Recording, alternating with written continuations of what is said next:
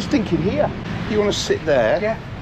I'll get it set up. Yeah. Yeah. And at least we're comfortable there. Yeah, for sure. You can either call me Marty, which a lot of people just abbreviate, or Maarten. Okay, Maarten. Yeah. Just say your English one. Yeah.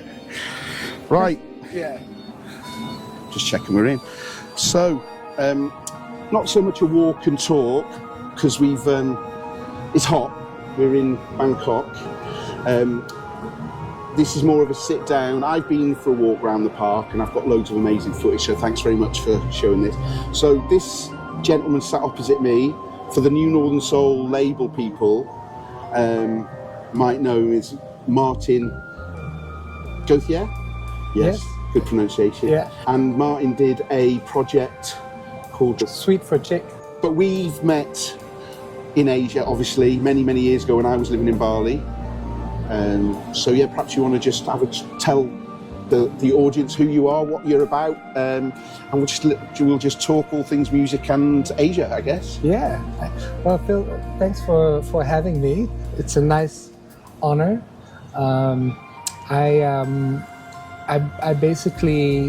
Dutch, born in Holland, and I became infatuated with music, became a DJ in my teens. I would say started quite early. My sister, she dated a b-boy from the old school, an old school hip hop DJ, I should say, Chris, who gave me some of his record collection. Oh, nice. And I think I was 13, 14. How old are you now, if you don't mind me asking? I'm 41. I'm born in 83, so I was, I hate to do the math. Yes. In my early 40s. Yeah. I come from a musical house, so that means that my dad is a jazz player, actually. I was going to ask about your dad. Sorry to kind of cross my head. Did your dad live out here as well? Did your family live here, or was he just a visitor to the? Yeah, just visiting. So my family was always traveling, and brought us to many continents. So we did a Thailand trip with my sister when, again, early teens. Got you. Was still the Walkman era. Yeah. Cassettes. I mentioned to you that I thought Lumphini Park was a nice place to do this because that was my first introduction, I guess, to Asia and Thailand. Okay. When I was here, it made a big impression on me. Yeah. Because of the Chinese-style pagodas, and you saw lots of monitor lizards around. And it was it's a very urban environment. Actually, that's right now the BTS SkyTrain that's passing us. Yes. It's the equivalent of Central Park for Bangkok, right? It's in the middle of the city. Absolutely, and it's kind of the beating heart of the city. Yes. Yeah, to the governments, to their praise, they take it very seriously. Yes. Definitely has a very social community function. Well, it's the welfare of the people, right? So you've got a green space. We see that in New York, as I say, and where I'm from, not where I'm from in the UK, but where I kind of spent a long time. There was a park given to the people by not royalty as such like here, but by the people with money basically. Sorry, I jumped across you there, but you were saying about your dad being a musician. So if you want to start at the beginning, I guess, of my artistic endeavors.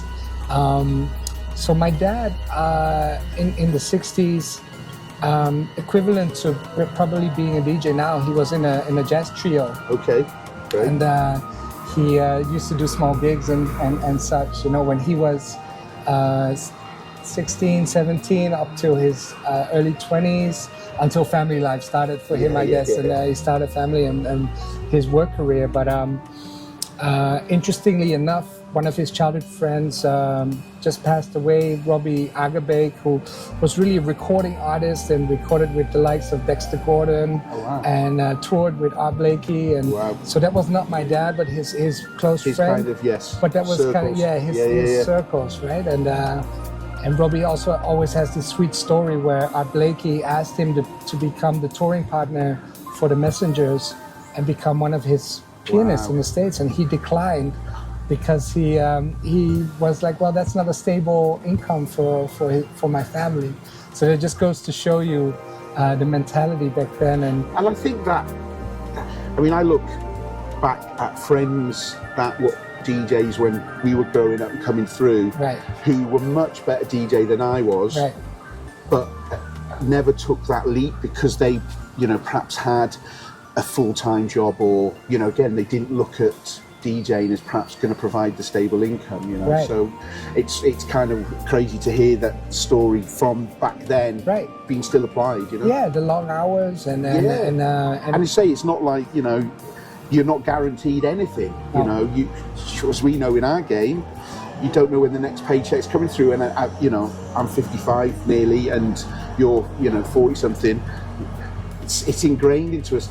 It's only until a few years ago I realised that I can actually say no. Right. It's not going to be my last gig, but that takes a long time. And once it's almost like a light bulb moment. It's a gratification. It's actually quite nice to go, do you know what, Phil? Have some confidence. The fact you've been doing it 30 years, or in your case, probably the same. You know. And you have to say no nicely. Yeah. Right. Yeah. That's another skill. Yes. Yeah, exactly. Yeah. I've had to learn that, but it's very gratifying.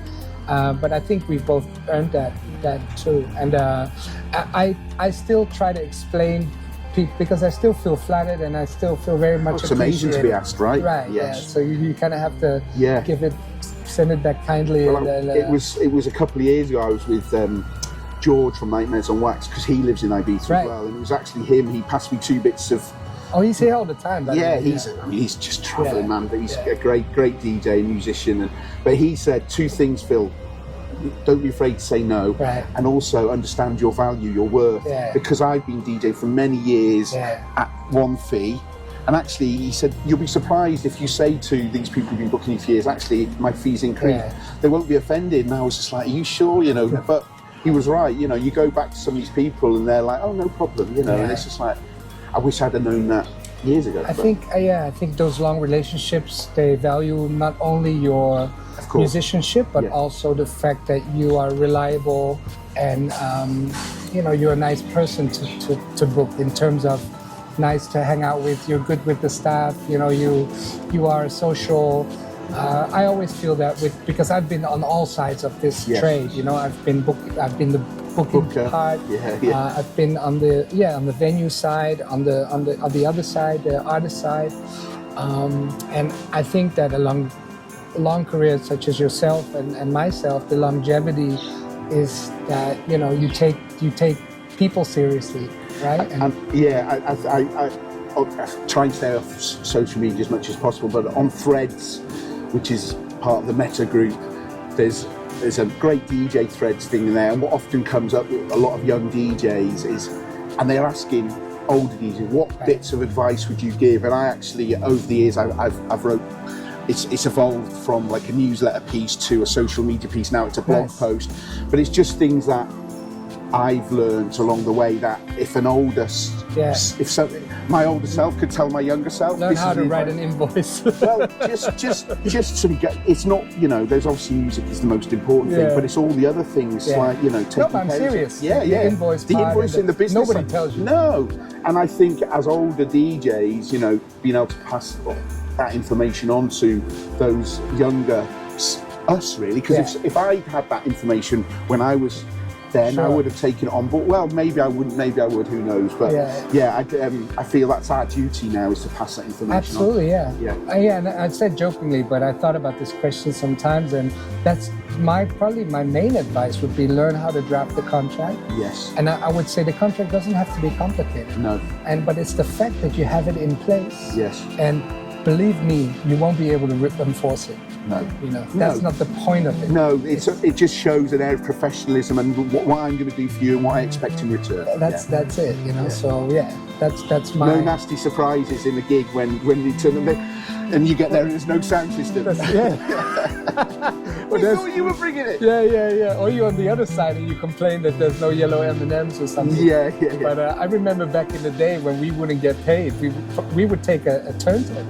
You know, Yeah, those were the old school rules. I've often thought that. I'm just like, right, At the end of the party. the mix is coming home with me. Yeah, I'm not getting paid. Yeah. The techniques is ours, you know. Yeah, But anyway, reeling back to my start. So I had that musical upbringing. So there was always music in the house. Yep. There was always a grand piano in the house, baby grand. And my dad, it was the time when you would drive somewhere and there would be a cassette on, right? So it's funny because one of the cassettes, she's still one of my favorite artists, is Tania Maria. And just the fact that I'm fortunate enough to have a dad with that kind of musical inclination and taste and passion. It just rubbed off, not just to me, but also my sister and my brother. So it was, I think, his enthusiasm and the way, and it's very good music. I think when you're in a house where music is, I don't know how I've ended up the music taste I have, because my father was into Slim Whitman, Johnny Cash. My mum was into Johnny Cash. He's an incredible musician, especially when Rick Rubin and him got together. But then my mum was into things like Cilla Black and so. No, so I can understand it. It was across the board, I guess. Yeah. Very kind of white music. But yeah, I think, you talk about your siblings. Are you the youngest, the oldest, or the middle? I'm the youngest. Yeah. Oh, okay. So, and my sister also played piano. My brother had his go at the saxophone, but that's a very difficult instrument. So he hung that up. But now he plays the ukulele. Okay. So that goes to show. Yeah.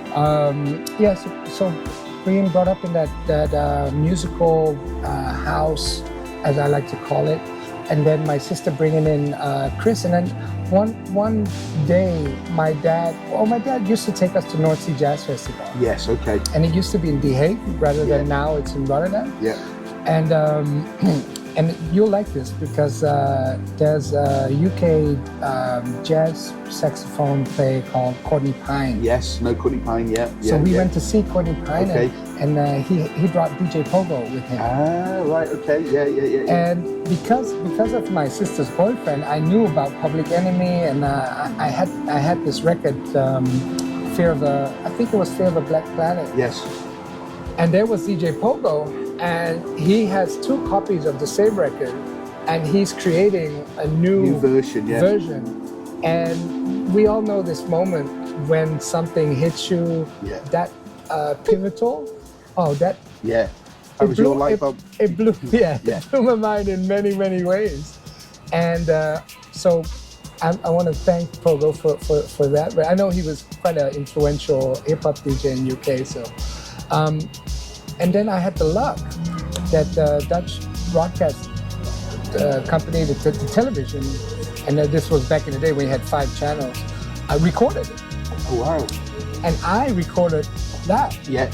So that tape of Pogo with that record. That's what you studied. Yeah, there was no YouTube. No. And he had another record, like a scratch record. It was by the Invisible Scratch Pickles from the US, and they made these specific scratches. So back then, you had, in Amsterdam, you had a Fat Beats, famous hip hop shop. So I went to Fat Beats. I showed him I described rather the label, and he said, "I think I know what you mean." And it was DJ Edson, by the way, Pata, big up. And he brought me the record, and he said, "Oh, you need to buy 2 of these." And so why do I need 2? Yeah. And then of course, so. Kind of an old school way of starting to get into DJing, and I messed up my sister's turntable because I thought scratching meant this way. That way. So, brilliant. The old hi-fi system was destroyed. But then I started the second-hand shops by finding out what a difference was between a belt drive and a direct drive. So my journey kind of started there, and I was very young, but I was very passionate, and I became actually the DMC rookie champion of Holland. Oh wow, great. So really scratching, beat juggling, all that stuff. And it was actually through hip hop that I rediscovered It's all good. I rediscovered my dad's collection because I started to piece together the samples. Yes. Right? Yeah. As many of us. Yes. Right? So Donald Byrd with Black Moon.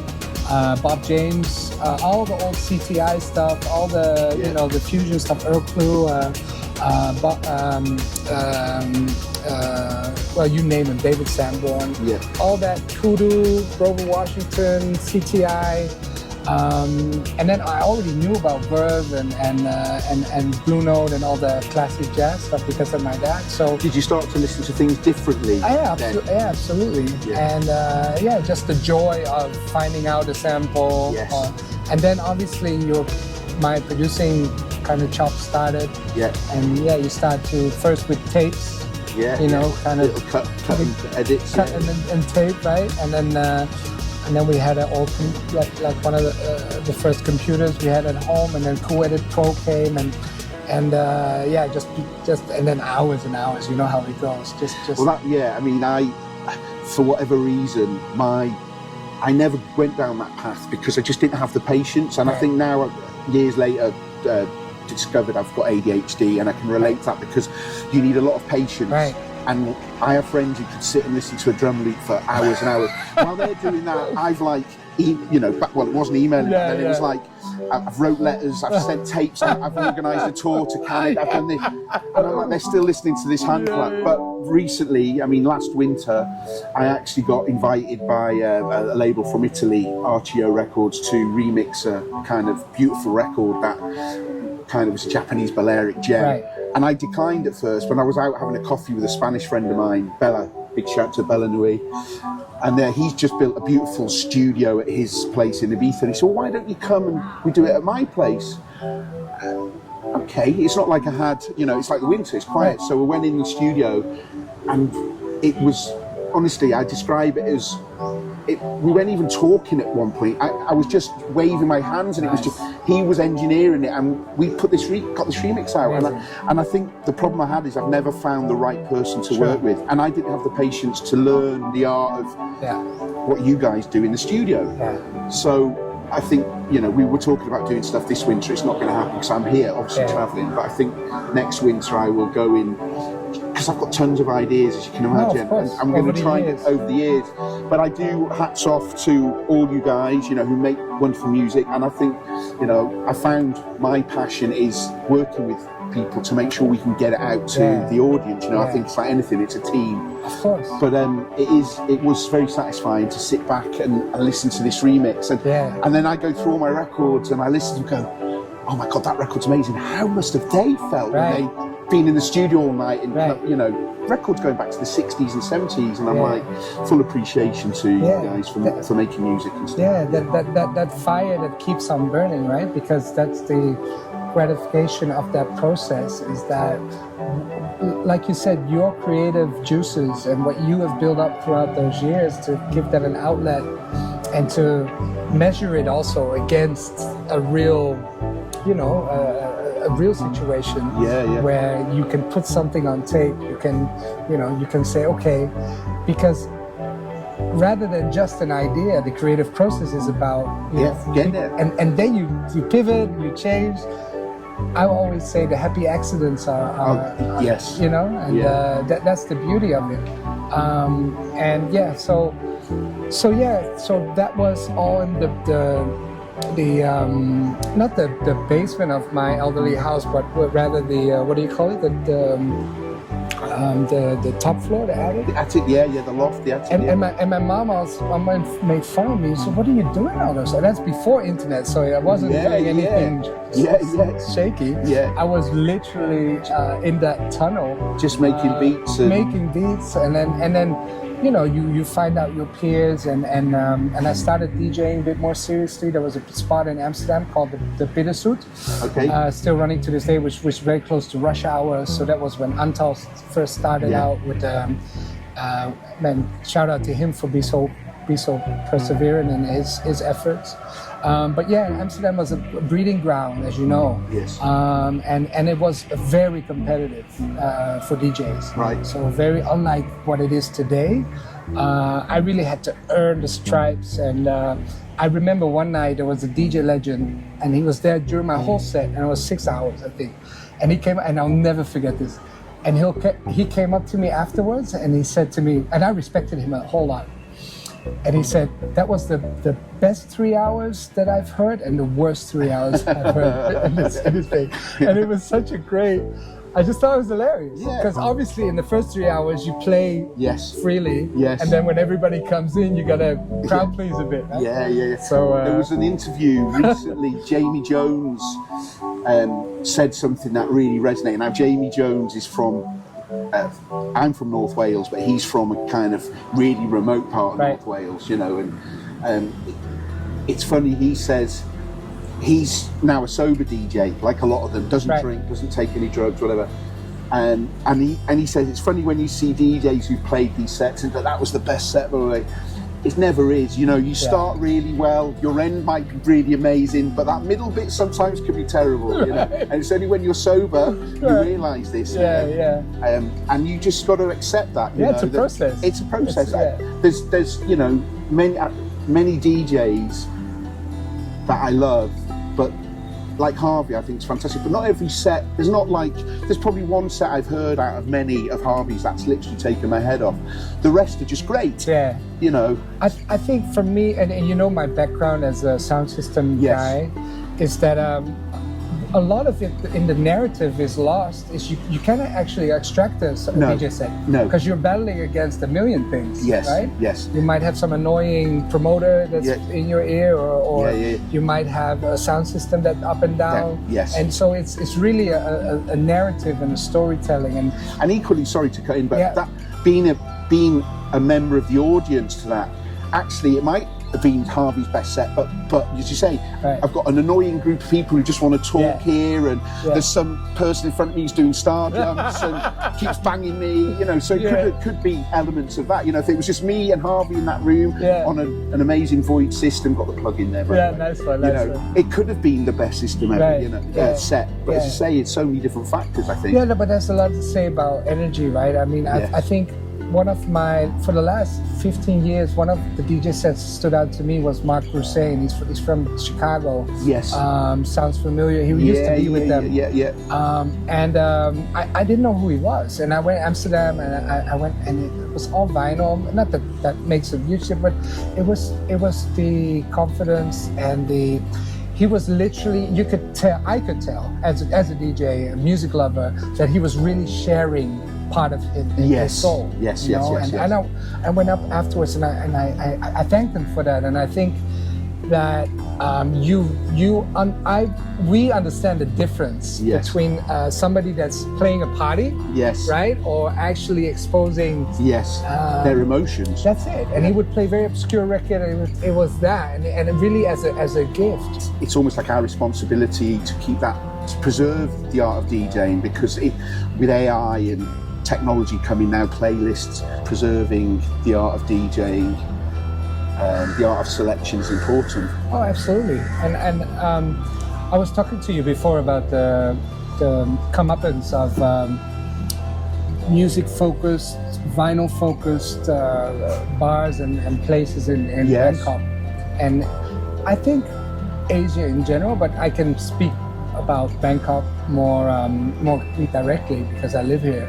But it's amazing, you know. It's amazing to see that people that care, they really care about the speakers, the amplification. They're learning about records. So that part is very interesting to me because I was so young getting into it, and then it was actually passed on through my father. But to see young people, you know, I have, and I book DJs here in Bangkok too, and I have some young Thai DJs, and they would know Bobby Caldwell.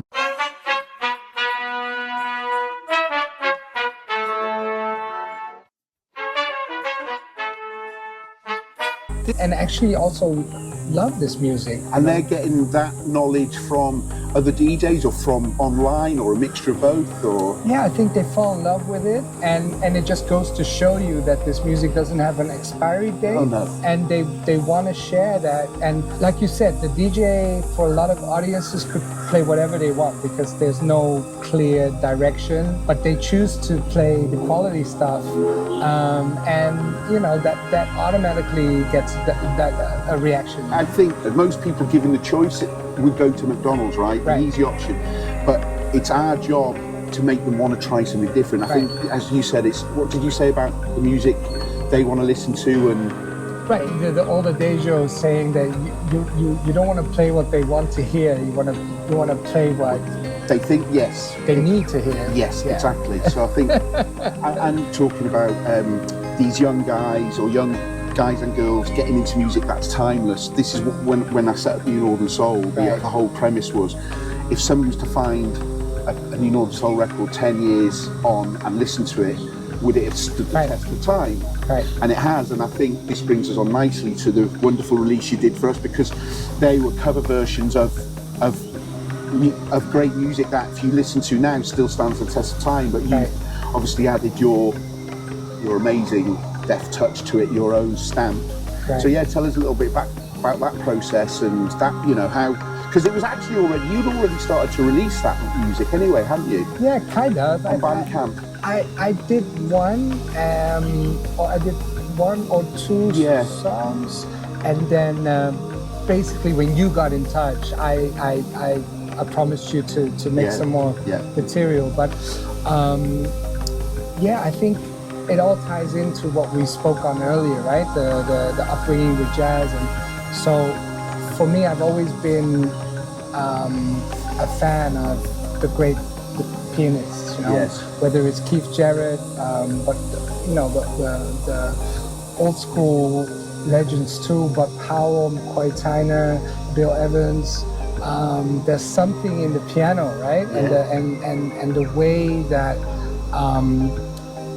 rhythmically and then also harmonically, that can move you so much, right? But my dad was also inspired by Oscar Peterson a lot, which is very funky, kind of bluesy, but in his ballads also very emotionally rich. And I play the keys very modestly, and I'm more of synthesizer lead guy, right? Big Moog proponent. So I've always had the idea to tackle some of Chick Corea's compositions because I always had an emotional reaction to his musical transitions. Yes. So chord progressions. He's a master in composing and creating these outer-worldly almost compositions. And talking about my past digging for records and with hip hop and samples, Chick Corea was always one of the songs I did for your EP, or for the EP that we brought out, Romantic Warrior, stands out because that cover just grabbed me. It's this cartoonist night. So when you see that cover, when you're digging for records, it's the first thing. The cover can just and then you put on the music, it just brings you to another planet. I call it Planet Korea. And obviously Pong. Yeah. We should talk about Pong. So absolutely. I'm not going to pronounce his surname. Nakornchai. Who is a drummer.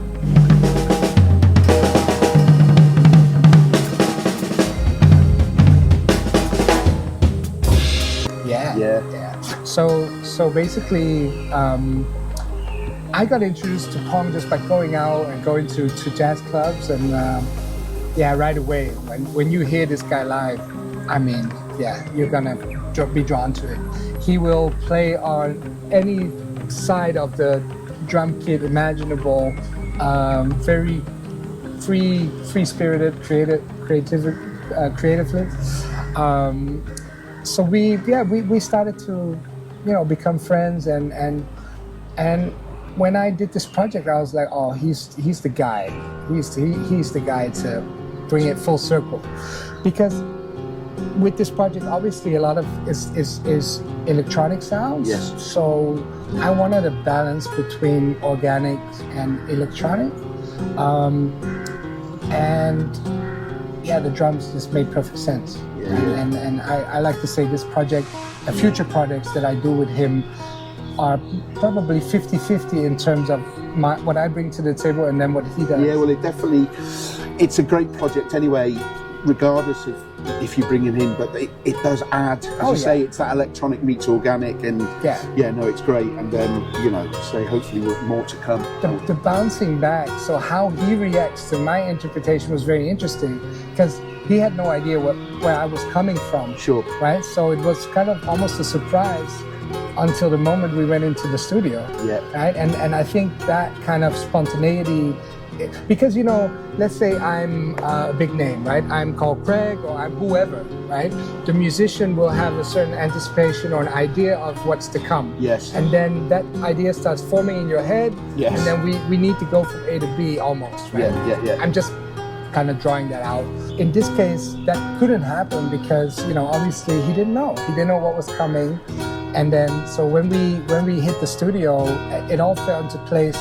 And not to exaggerate, but it went very fast. Now you told me this, and him just listening, and was he just kind of just freestyling? Yeah, I mean, obviously he's a very trained musician, right? So he understands from a technical point of view. He could handle it, let's put it that way, which is a feat in itself, because there's a lot of changes in the music. Yes. So if you listen to, for instance, the City Gate Rumble, it's almost a 5-parter. Yeah. So you have the first part, and then you go into the second part, and so all these parts have almost different time signatures, different approaches. Yeah. So there's a part in that City Gate Rumble that's kind of disco-y. Yeah. That has the bass up of so there he went very forward to the floor. Right? But there's another part that's really jazz. And he steps back a little, and So you need to find and I was lucky to find him, but I think you find people depending on your wavelength, obviously. But I was very fortunate because he understood all of that. Yeah. He's a young guy, right? Yeah, he's a young guy. He's bit younger than I am, but he's maybe mid 30s, late 30s, and he's touring, like he's in Asia. He's on the come up.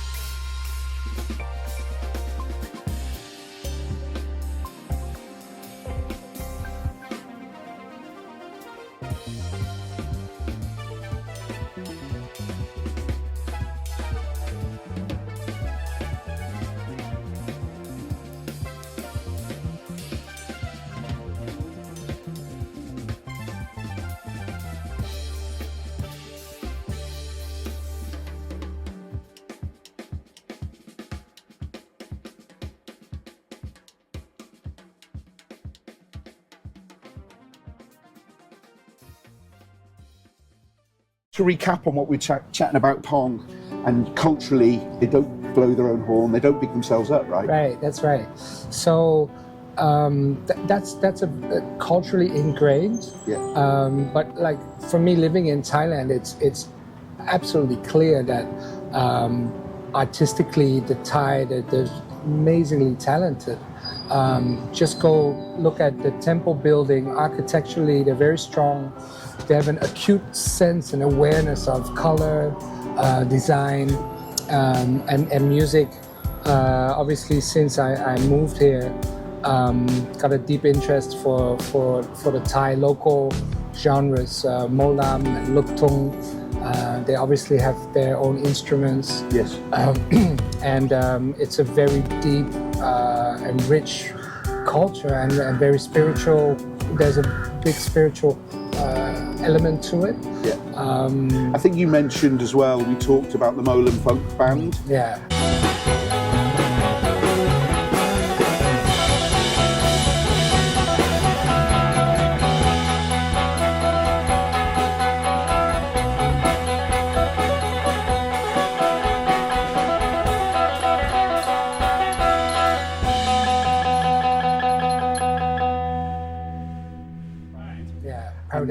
Yeah, which is headed by Maarten, and who you introduced me to when I was here many years ago. But he's done a great job of promoting because of his time and experience in being in. Did he go to university or something in London? Or? Yeah, it was in the UK. Yeah. So I think that he understood maybe better than others. How to market it is not maybe a right word, but in our scene, sometimes it annoys me because it is marketing, but a lot of artists don't want to be part of that machine. Yeah. When I understand that, that's why I think people like us, who understand that scene, because all I want to do is help those artists achieve the best they can. And yeah, it's. I think he was also in a position that he could get it into the right hands or have the right people listening to it. Sure. I think sometimes, as much as we like to think that there's a lot of choice, the gatekeepers are far few in between. Yeah. Especially in our scene, right? Someone like Giles is massively influential. That kind of brings, I say off camera, we were talking about those points of curation. Right. And Giles is obviously a curator for many, but people curate to him because, he's very good at, when he came to Bali and played, and Daya was on before him, and most people, Daya played music Giles had never heard. Yeah. Giles said to me, "Who's this guy? I've never heard any of this music before." Most DJs would have bluffed that, because the ego. Oh yeah, of course I've heard this. Yeah, no problem. He was like, "I need to go and look through his record box." Right. And off the back of that, he then invited us to go and host a stage at. Set and stuff. So that whole thing, the whole curation thing, I think was where we were moving into about how easy it is now to get this. And there's an overload of information. Right. For us, we had the mixtape, because if we were too young to go to clubs, it was the radio or bootleg tapes off siblings' boyfriends. Yeah, right. We're talking about this, there's too much information out there. But actually, these younger dudes, maybe they process things differently to us. Yeah, I think maybe yes. I mean, I think a big part of when we grew up was centered on the dance floor too. Yes. And if a song, let's say, created that ecstasy, not the drug, but the feeling on the dance floor. That's with you forever. Yeah, and I think, the UK was very strong on that, to have alternative music, but make it work. The raw band, Messages to the Stars, or Jazz Carnival, or just all these left field kind of songs, but people would lose their mind to it, right? And I think that, and again, coming back to DJ culture, what it meant in Amsterdam, there are certain specific records that were anthems in your own respective scenes. I remember a remix of Spread Love by the 45 King. Spread love, dum dum dum, da da. I mean, I still get goosebumps because I didn't know that record because of the TV or and definitely not into that.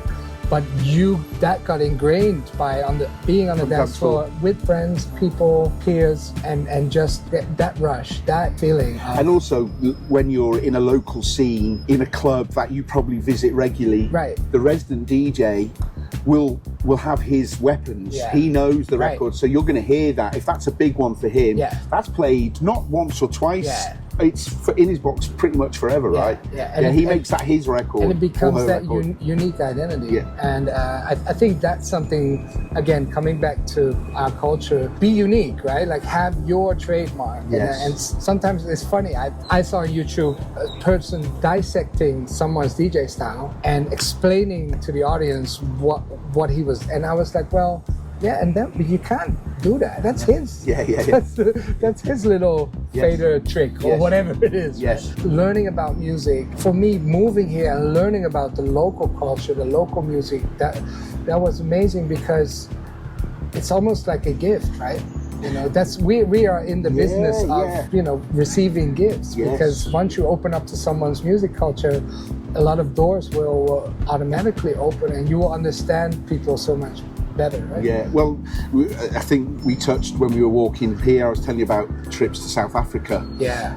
Playing for, after apartheid, there was still segregation in the clubs, you know, blacks would go to their party, whites go there, but there was a guy, South African kid, Brendan, he was doing these very mixed parties and from those parties you'd end up in townships sitting with these old jazz musicians in their best suits drinking cold cider, listening to tapes of jazz. And honestly, I remember just having those moments, eyes shut and then popping out and everybody in the room was just saying, just head down, lost in jazz, and they might open up and you'd connect and there'd be the smile. No language we couldn't speak each other's language, but we understood each other. And I think those moments, and again, are we being old? Are they still happening? You know, there's kids still going out. I don't know. I remember going to a club in Ibiza a few years ago, which was a club I used to play at, and it's been remodeled. And I can only describe it as seeing your best friend going out with your ex-girlfriend. I was walking around and I was just like, but then I sat down and I was like, I didn't want to turn into that angry man waving fist. And I just looked at the dance floor and there was kids there with their eyes shut, just lost in music. And I went, the sound system here is phenomenal. Yeah, right. He's probably got good drugs or whatever from wherever. It's Ibiza, it's his moment. That's like, he's landed and he and she are having the best time of their lives. So I was just like, okay, calm down. They're having their moment. But I do, I think it's our job to keep an eye on these things. To say about the DJ culture, it could be so easily lost. But as long as we are you making great music, hopefully I'm still putting out that music in formats that are, vinyl has become an art piece now. Because it's expensive. We used to go out to record stores and, you'd come back with a stack. People now are buying 1, 2, 3, 4 pieces a week, sometimes one album a month, Yeah, that's right. So we have to treat it with the reverence it deserves, I think. Absolutely, yeah. If you look at it, those special moments, there's more music out there than we like to admit. Yeah. Because that's the other thing. Yeah. We're exposed to so much more now. But that's it. Yeah. That's it. And I think that where we are with DJing is that it is very difficult to play for large audiences. Yeah. Why? Because even from a sound distribution point of view, it's just very complicated. You cannot service that many people with that good sound. So I think what we are interested in, it will become more intimate. Yes. And it will become, but that will be the attraction to it as well. The audiophile experience. Well, that's it, right? And that's why I just want to thank you in person for putting the record out in vinyl, because it means a lot. Because it's not a throwaway experience. No, not at all. No. And putting that on, putting the record on. It's a ritual. It is a ritual. Yeah. And again, talking about my dad, whenever we went through, family troubles or loss, or he would always tell me is that, don't worry, music will can pick you up. It can get you through this, right? And it's very true, right? So I think our mission in general is, put music in people's lives, right? And make it a tool for emotion. And I think, and that, not to sound too generic, but if you're looking at the world now... The healing needs to happen, right? Yeah. I mean, it sounds a bit cliche, right? But that's what they mean when they say the healing of the nation, right? And so that's why all that culture that we were exposed to, we didn't even know that we were getting it, right? I mean, I remember going to Roots sound systems, and there's a sound system in Amsterdam called King Shiloh. Right. And I would go there, and I would just, I would just be immersed in sound system culture. Right? Yes. And I think, we don't even know how blessed we were. And I told you, right? I was a club rat. I wasn't even thinking about anything else. No. That was it. No, I'm very privileged because I live in Ibiza. Right. but when I see these flights of people coming over, they go to these clubs, you know, they're out partying, they go for 2 weeks and they go back, they need another holiday. And I used to look at them and think, why? But then I'm like, hang on, these people work pretty much, they'll work 50 weeks a year in a job most of them probably don't like.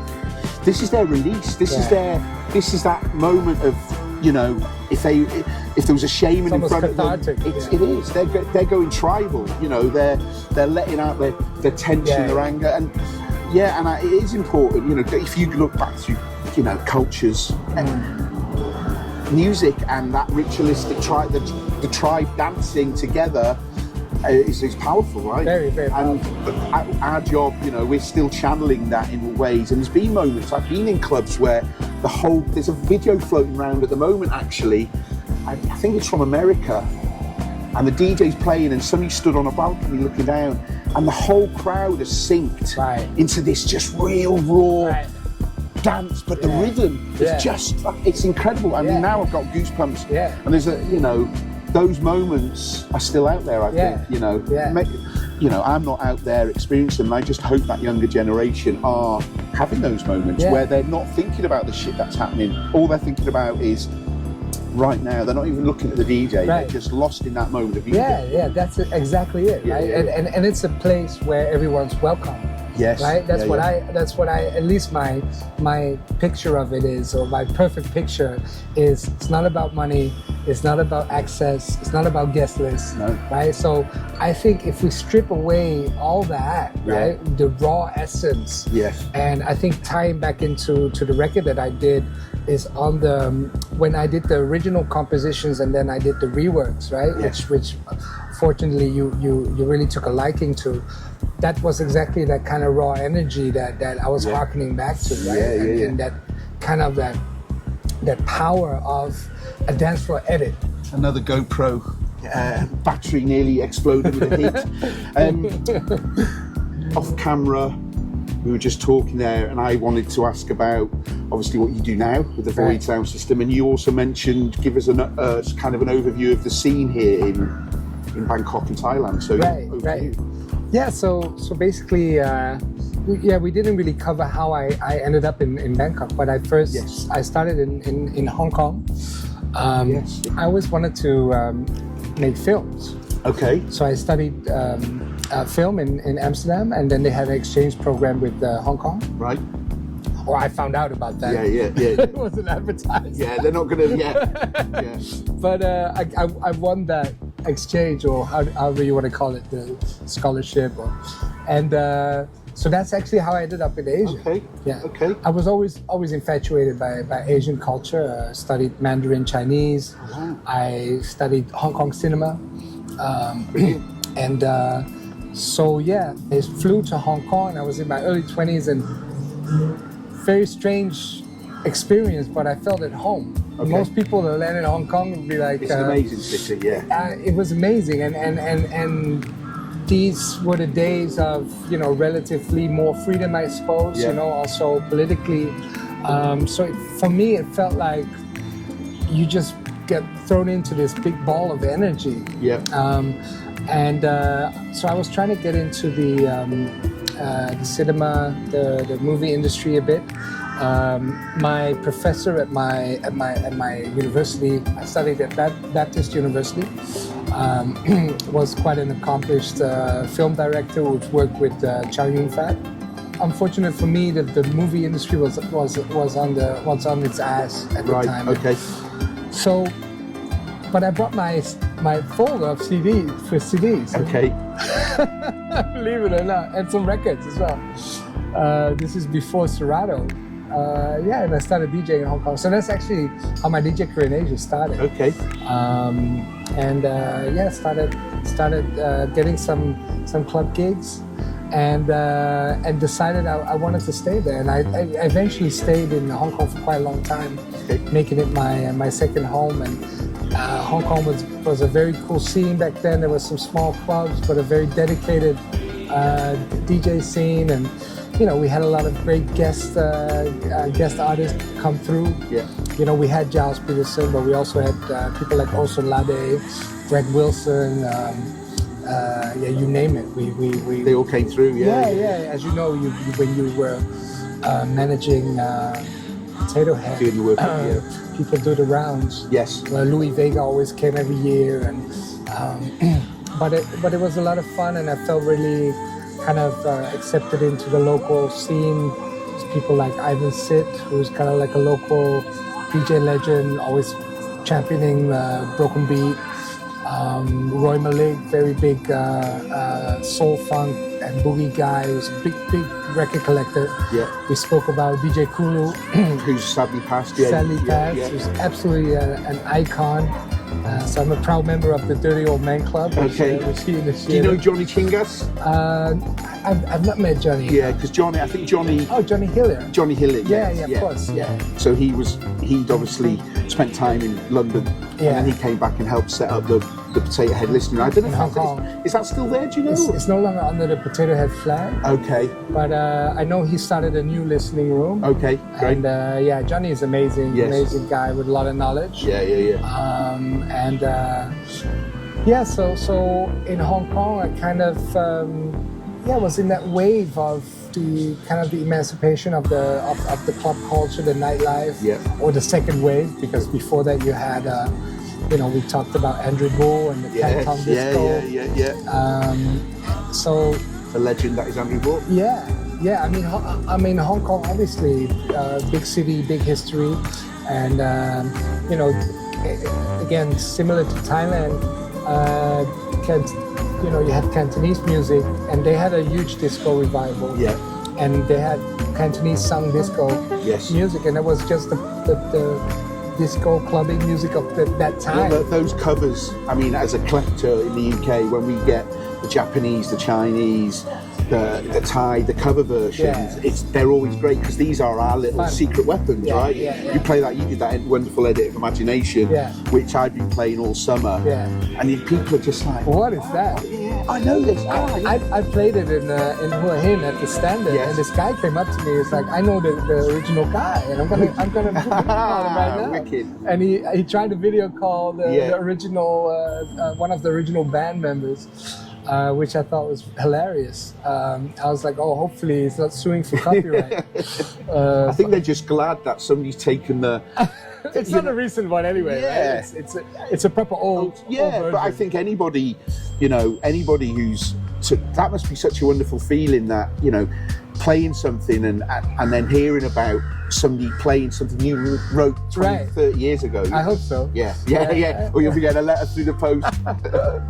But so Hong Kong had that history of clubbing. There was a famous club called 97, Canton Disco, what Andrew Bull started, and he was very much involved with bringing in international artists like Grace Jones, Boy George, but also the likes of Pete Tong later on, or Oakenfold he brought, and et cetera.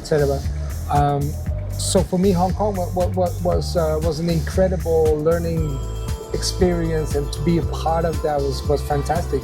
So then when I made the move to Bangkok, I already went through that, and so in Bangkok it was a bit easier for me, because I kind of understood what it took. And Bangkok, what we see now in Thailand and the local clubbing scene from when I arrived is incredible how far they've gotten, and just goes to show you that the young generation, they create it, they do it, they run with it. There's a local label called More Rice that's doing like these vinyl releases and parties, and it's it's a bit more on the minimal techno side, but they're very passionate. And there's Thai talent that's breaking through, playing some European festivals. I mean, you have the Circle Loco here, which basically put these DJs on the Circle Loco map. And I think generally in Asia, I mean, when I was booking for a nightclub here, Beam, we had Peggy Go, and she kind of started to break through, and to where she is now, obviously that's a big one. And people like to kind of, I mean, some purists like to kind of put it in a box or downgrade her success. But I always say, you know what, imagine the example she sets for Asian women. I was going to say, worldwide. Asian women worldwide. It's incredible. Well, young Asian people, but especially Asian women. Yeah. Yeah, I mean, just to narrow it down. But for what is possible, because I think Peggy came from Korea. She spent time in Berlin, and she kind of went through all these adversities, and I mean, without it's tough enough for women in general in this industry, and I can imagine, like we talked about earlier about the cultural thing about Asians, they're not in your face people, right? So that again must have been super tough, and I've seen stuff. She's had to deal with some pretty bitter backstabbers, I guess, from the industry. So hats off. She used to come and play Bali, and I think she's got a good relationship with Daya, because obviously he's a big digger. She digs, and I think it's good to see. And as I say, hats off to her for what she's doing, inspiring young Asian females. Yeah, because I think that for you and me and our generation, clubbing and the culture around it. I mean, my older brother used to go to the original Roxy in Amsterdam. Okay. And the IT Club, IT. Yeah. Which, and that's when Ecstasy just came out. Yes. Right? So he was maybe 18, so I don't know any better. Yeah. And that's a part of what we do. Yes. I mean, and I'm talking late 80s, right? Yeah. Like you said, Hacienda days. The Roxy in Holland was a major place where house music. I mean, they had Fingers Inc. there, Larry Heard, doing a live set. Yeah. It was probably on the same tour because they all came when in Manchester. Yeah. They would have done Amsterdam. And there was no one there, obviously, right? No. But there was 20 heads. You know? And Casey the Funkaholic was a big part of that in Amsterdam for Paradiso. But so for me. This stuff is just ingrained in me, but it's interesting to come here and to see how far it has come. Yes. Right? And the level of nightclubs we booked Wajid here from Detroit. Yeah. And I brought him to the club, and he looked at me and he's like, I understand why you're not telling anybody about this place, right? He's like, I understand you keep this secret. Because he says, you know what? With the wooden floor, we have they have an NN audio sound system. I mean, it's so many levels to that, right? Yeah. The attention to detail. Yeah. Which, the Asian way, is the attention to detail. The Japanese do it so well. The business I've done with them, licensing records, and they'll send you'll get these ornate tea ceremony things sent you, and it's just amazing. Right. And I've not been, but friends who go regularly, it's just like Phil. It's just like you go into a bar, you want a whiskey. Right. It's the best you're ever going to have. And you're going to listen to an album you've got at home through the best sound system in a space which is probably no wider than this. Yeah, right. Which is incredible, right? So, So that continuation of clubbing culture, the music culture, and the celebration of it is very special. And but I still think there's a lot of education that can be done. Again, the knowledge, like you mentioned before in our conversation, the knowledge of records that we possess, right? It's something that you can't. There's no time jump. No. That's hard work and study. Yeah. You might be able to, if you were a young person and go, right, I'm going to study 8 hours a day. Yeah. For a year, you could go off and probably jump quite a big step. Yeah. But like anything, it comes with experience. Yeah, and passion and having hunger, having the hunger and the ear for it.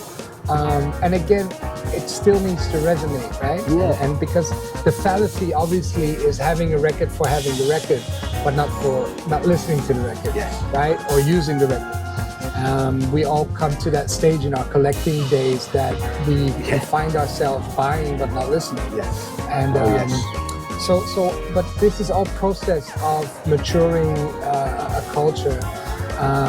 And for my role, and I hope that I can do my part. Obviously, I'm setting up so that's part of what I do here now is setting up the sound systems. Yeah. So from my journey from Hong Kong Then From a filmmaker to Hong Kong. filmmaker, DJing, and then starting to advise and play for brands, right? So that's usually how that goes. And then curating soundtracks, curating for restaurants, bars. Basically becoming a consultant on the whole infrastructure of music. Well, the audio element, which when I left Bali and moved to Singapore, I had to stay. Right. I thought I was going to be there a long time. My girlfriend had a job. I was looking at setting up a music concierge, because we'd go to these amazing places and we'd sit down and the music was off. Yeah. Everything else was perfect. Yeah, for me, as I say, with, you know, if I walk in a venue and the music's not right, doesn't matter how amazing the venue is, I'd go, rather than sit in the little beachware room next door listening to reggae on a nice bass-heavy speaker. Right. And that's always amazed me. And like, you know, these places invested in an amazing chef, an amazing mixologist, the floor staff are amazing, yet they leave one of the most important things. So to see, you know, clearly it's working because you've made a business out of it.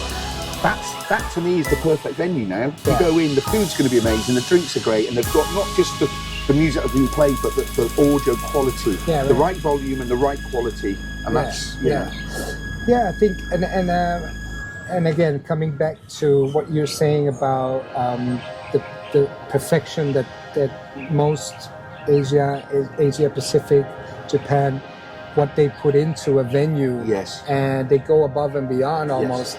And you know, sometimes you kind of miss. I mean, I come from a time where my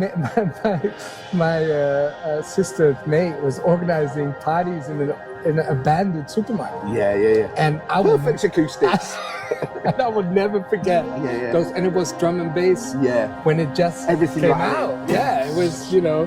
But that was the energy moment then, right? Music Box, Ronnie Size era, right?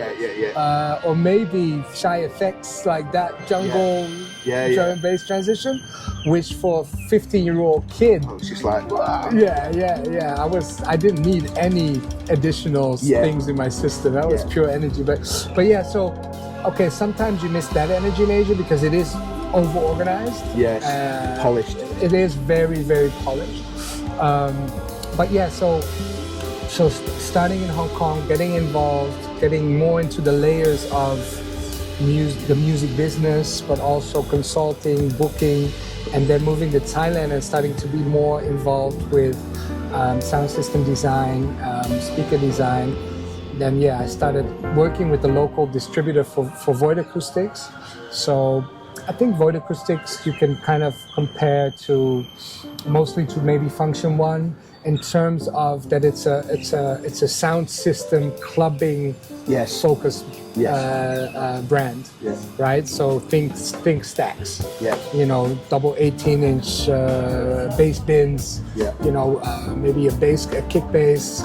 And some beautiful tops. That's the DNA of Void Acoustics, but then what they have done is taken that philosophy and spread it out over a whole product range so I can basically design for a beach club as much as a nightclub. So they have all the different types of products that allow for that. From the smallest box is 4 inches, which is the Cyclone 4-inch. Weatherized speakers, and so the partnership with them has been great. Not doing that exclusively. I also work with maybe more fidelity brands, you know, Macintosh setups, clip speakers. So the more audiophile experience. I think that's very popular now, and there's a huge interest in it. I think sometimes lacking some of the fundamentals, meaning that I compare it to vintage cars. Right. So you don't take a vintage Peugeot on the highway expecting it to go. You know, you need to be stopping every so often, tweaking and finessing it, making sure it's running smooth. It's tedious, right? We kind of chatted long and hard. We have. It's been great. Really, I mean, with all these chats I do, I often find we can't continue, and I know. When I come back to Asia, we can probably do another one, right? Because there is so much, you know, we can talk about. But if you just want to kind of recap anything you want to go on, anything you want to plug, you want to promote, just go. I think my main message would be people can easily book a trip to Bangkok Yes. for 7 days Yeah. and 8 nights and see different cultural spots, music spots, food spots. Yeah. We just like to invite people to come here. And I've been a few times, and I'm staying in a really great. It's a hostel, but I've got this huge room. Right. It's cost me for 2 nights about €60. Yeah. And it's phenomenal. You know, the room I've got there, and it's cheap. Once you're here, it's affordable. I don't mean cheap. You know, it's high quality but affordable prices. So food's amazing. There's a great music scene here. Obviously, there's record shops. Yeah. Vinyl places. There's so many listening bars, you know, and they would definitely be open. And to I that. definitely want to come back and do that. Yeah, for sure. Yeah. I mean, there's Salon Kiku by my friend Pam. You have you heard? There's Clutch Bar. Yeah, I think people make the journey out here, and it will definitely not be disappointing. There's a lot of quality spots. Yeah. Bangkok has changed so much. Well, I just think Asia, for a lot of people, and it is changing now. I know lots of my friends going to Japan regularly, especially because the pound is so strong at the moment against the yen. So they get, you know, and everybody goes there and spends good money, comes back loads of stuff. I think people, especially now about our age, they've got more disposable income, and they are like, the outlay of getting here is more pricey than going to Ibiza. Yeah. But Ibiza's so expensive, you know, it's like cheap to get to Ibiza, expensive when you're there. Sure. It's the other way around here. It's fairly expensive to get here, but once you're here, it's so much more affordable, and your pound goes a lot further because food, you know, the food we all crave at home, we can get here street food, and it's affordable. That's right. Yeah. There's a music festival called Wonderfruit, which will be interesting to your listeners. That's mostly the 12th December. That starts the Thursday of the first week of December. Yes. Or the second week, sorry. Yeah. Which is incredible. So that's something very special. Yes. And I'll put links in the description to that. So that's something for the people to check out. And where you're going, Hua Hin, is a kind of an undiscovered gem. So you have the Standard there, beautiful hotel. As far as myself, keep an eye out for all the installations. I just did a music bar in Osaka, in Japan. Okay. At the Patina, which is a beautiful music room. Great. That's with Void. We'll put a link again to your company in the description. Nice one, yeah. And loads of projects in Bangkok. Void Acoustics is really gaining a lot of traction here. Brilliant. People are really spending money on sound, which is great. And I'll be making more music with Pong. I was just going to say, next thing, when's the next, when can I hear some more music, please? Yeah, funnily enough, I like every producer, I think I have 5 albums worth on my computer that I just need to put out there. But yeah, with Pong, I'm looking forward to making new material, which will be original material. Please. So, well, like anything, you know, whenever I put a NuNorthern Soul release out, I look at the long game. Yeah. Stuff never sells out instantly for NuNorthern Soul. The only thing that has actually is the Balafonic thing. Right. That sold out really quickly. But over running my label nearly 15 years, because I know the next project, people get on that'll sell a lot more, but then people go, and then I'll go buy track back. For sure. So again, thank you so much for putting the faith in us. You know, really appreciate it. Amazing music. Yeah. Hopefully more to come, and championing also. Much appreciation for what you do with the label, and it's important. People like you make our culture strong, and you know, if it wasn't for people like you, it could very easily end. We all have a role to play, right. You know, and for me, it's always about helping artists, you know, get that music to the listeners. It's we're all about sharing music. For sure. You know, DJs were just sharing music to the dance floor. Radio, we're just sharing it, and the labels the same thing. And yeah, as long as there's great people out there still interested in making great music, then But you do it, and I know it's hard work. So hats off to you, man. Thanks, brother. Thank you very much. Great to chat. Finished. Peace.